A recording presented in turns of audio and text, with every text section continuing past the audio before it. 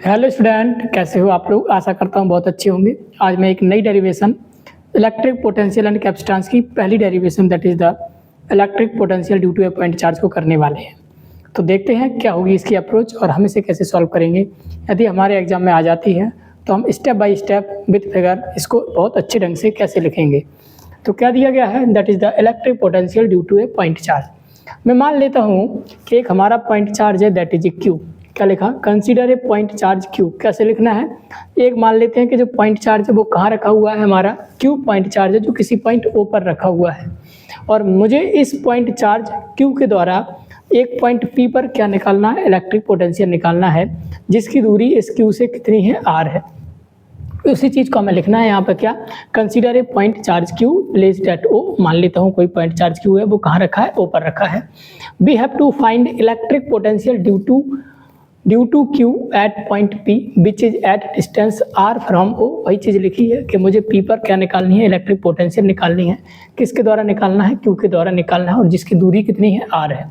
जिसके लिए for which we have to calculate the amount of work done in bringing a unit test charge from infinite to P. याद रख लेना, जब भी इलेक्ट्रिक पोटेंशियल निकालते हैं तो इलेक्ट्रिक पोटेंशियल में आपने डेफिनेशन में पढ़ा होगा कि the electric potential at any point is defined as the amount of work done in unit positive charge. यानी मुझे क्या करना है, यहाँ से यहाँ तक जितना भी काम करना पड़ेगा किसी भी यूनिट पॉजिटिव चार्ज को लाने के लिए, वही हमारा क्या कहलाएगा, इलेक्ट्रिक पोटेंशियल कहलाएगा। तो मुझे क्या कैलकुलेट करना, first of all we will calculate the amount of work done. जैसा कि आपको फिगर में दिख रहा होगा, मैं किसी भी पॉइंट चार्ज क्यू नॉट को कहाँ से लेके आ रहा हूँ, मैं क्यू नॉट को इनफाइनाइट से लेके आ रहा हूँ, और मुझे इनफाइनाइट से कहाँ तक लेके आना, पी तक लेके आना है। मैं मान लेता हूँ कि जब भी मैं क्यू नॉट को लेके आ रहा हूँ इनफाइनाइट से, किसी इंस्टेंट पर उसकी पोजीशन क्या हो जाती है, ए हो जाती है। तो क्या लिखोगे, from figure let at any instant the position of q naught is a, then force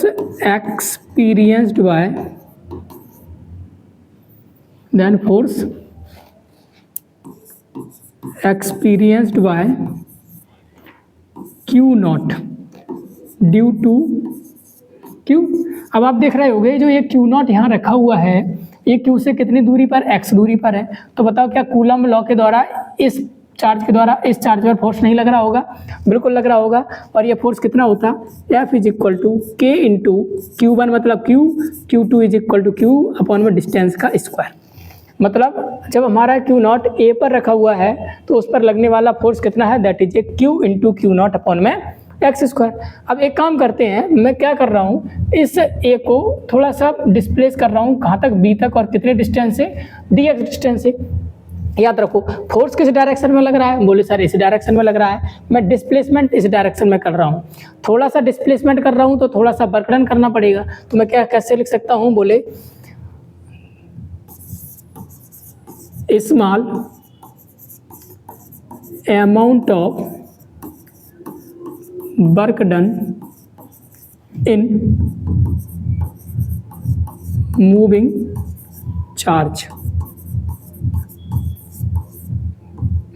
from, कहाँ से, बोले सर ए टू बी। अब कितना मूव कर रहे हो, बोले सर स्मॉल वर्क डन होगा तो डी डब्ल्यू हो जाएगा। और फोर्स का फार्मूला, सॉरी वर्क का फार्मूला क्या होता है, बोले sir F into D x cos theta. What is theta, theta is here the angle between F and D x, यानी फोर्स और डिस्प्लेसमेंट के बीच का एंगल। अगर हम फिगर से देखें तो फोर्स की डायरेक्शन ये है और डिस्प्लेसमेंट की डायरेक्शन ये है, यानी this is the direction of displacement and this is the direction of force. दोनों एक दूसरे के अपोजिट है, तो थीटा की वैल्यू कितनी हो जाएगी, 180। तो आप मैं कितना रख दूंगा, बोले sir F into D X, और कॉस कितना रख दी, 180 डिग्री। तो कॉस 180 की वैल्यू होती है -1, तो एफ इंटू डी एक्स और into -1 that is equal to -एफ into D X. This is the small work done. आप चाहो तो एफ की वैल्यू रखोगे अभी। तो मैंने क्या निकाला है, मैंने निकाला है D W is equal to -एफ इंटू डी एक्स। अब यहाँ पे मुझे क्या करना है, एफ की वैल्यू रखना है। एफ की वैल्यू क्या थी, के q into q naught upon X square, और इंटू में dx। ये मैंने क्या किया, मैंने थोड़ा सा वर्क डन कर लिया ए से बी तक डिस्प्लेसमेंट करने में, लेकिन मुझे पूरा वर्क डन कितना करना है, मुझे पूरा वर्क डन करना है इनफाइनाइट से कहाँ तक लेके आना है, बोले सर r डिस्टेंस तक लेके आना है। तो मुझे क्या कर दूंगा, तो इसके लिए मुझे क्या करना पड़ेगा, इसके लिए मैं इसे आराम से क्या कर दूंगा, इंटीग्रेट कर दूंगा। Then total work done in bringing Q naught from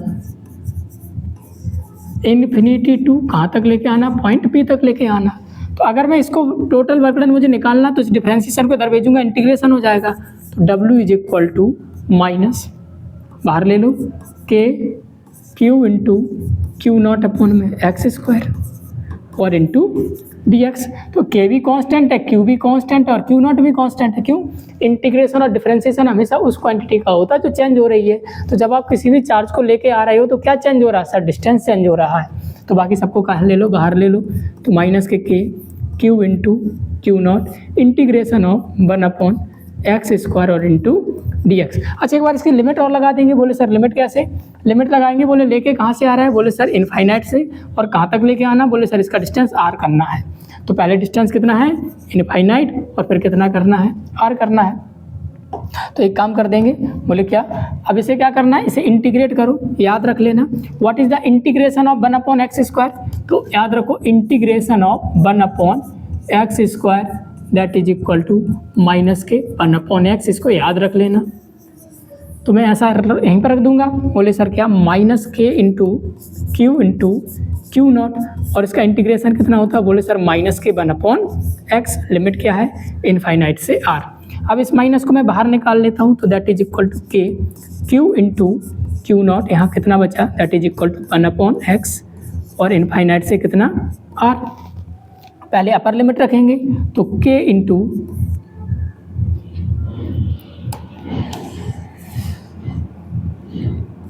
Q into q naught, पहले अपर लिमिट रखो, यानी एक्स जगह r रखना पड़ेगा। तो that is equal to 1 upon r minus 1 upon infinite. याद रखो 1 अपॉन इनफाइनाइट की वैल्यू कितनी होती है, 0 होती है। तो कितना बचा, k q into q not, और यहाँ बचा 1 अपॉन r माइनस 0। ओवरऑल आया कितना, k q into q naught upon में r। तो what is this, this is the work done. तो मेरा टोटल वर्क डन कितना निकला, तो ये मेरा टोटल वर्क डन जो निकला है that is equal to k q into q naught upon r। और मुझे क्या निकालना, मुझे निकालना है पोटेंशियल। तो देन पोटेंशियल कितना हो जाएगा, देन पोटेंशियल का फार्मूला क्या होता है, बोले सर वर्क डन पर यूनिट टेस्ट चार्ज। तो W का वैल्यू कितना निकाल लिया, बोले sir k q into q naught upon में r, इसके होल अपॉन में क्यू नॉट। क्यू नॉट से क्यू नॉट क्या हो गया, कैंसिल हो गया। तो k into q upon r। तो what is this, this is the potential due to a point charge q at a distance r। तो कितनी वैल्यू निकली पोटेंशियल की, this is the value of the potential. बोले कितना, v is equal to k into q upon r। ये हो गई आपकी डेरिवेशन। आप देख रहे हो कि जो हमारा potential due to a point charge है that is inversely proportional to r, यानी potential is inversely proportional to r। तो आप चाहो तो इसका क्या बना सकते हो, ग्राफ भी बना सकते हो। दिस इज आप your v and this is your r, ये this is the inversely proportional का ग्राफ है। तो ये था आपका potential due to a point charge. आशा करते हैं आपको ये डेरिवेशन बहुत अच्छे से समझ में आई होगी। यदि इसमें कोई भी आपको समस्या आती है, कोई भी परेशानी आती है, कोई चीज़ समझ में नहीं आ रही हो, कहीं डाउट हो, तो आप उसको कमेंट सेक्शन में लिख के हमें बता सकते हैं। Thank you very much, have a nice day.